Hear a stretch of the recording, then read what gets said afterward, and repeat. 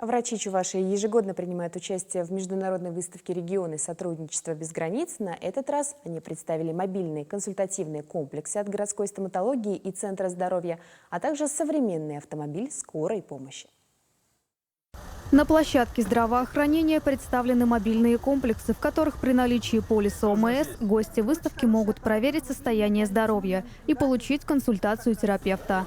Специалисты здесь измеряют давление, проводят экспресс-анализ крови, определяют индекс массы тела и уровень насыщенности организма кислородом.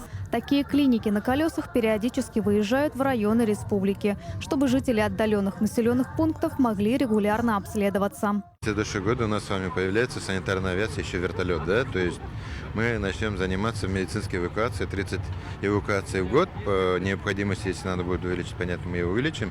То есть по факту мобильно летающая, доступная, экстренная медицинская помощь ваша динамично развивается как по всем направлениям. На выставке также можно проверить здоровье зубов. Доктора городской стоматологической поликлиники принимают взрослых и детей в мобильном медицинском комплексе. Там можно пройти первичный осмотр и сделать рентгеновский снимок. После чего врачи составят план лечения и подскажут, к какому специалисту обратиться дальше. На выставке врачам помогают и волонтеры движения «Здоровые зубы, здоровые дети, здоровая нация». Городская стоматология работает на современном оборудовании с использованием цифровых технологий. Поэтому у них можно пройти полноценное терапевтическое, ортопедическое, хирургическое и ортодонтическое лечение.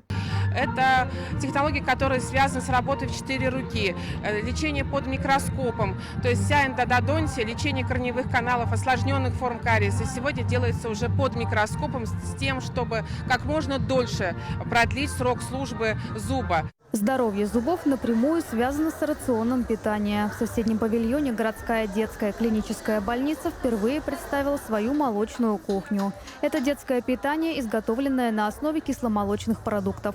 Его можно вводить в прикорм детям от 6 месяцев. Анжелика Артемьева, Вадим Владимиров, Владимир Синдеев. Вести. Чувашия.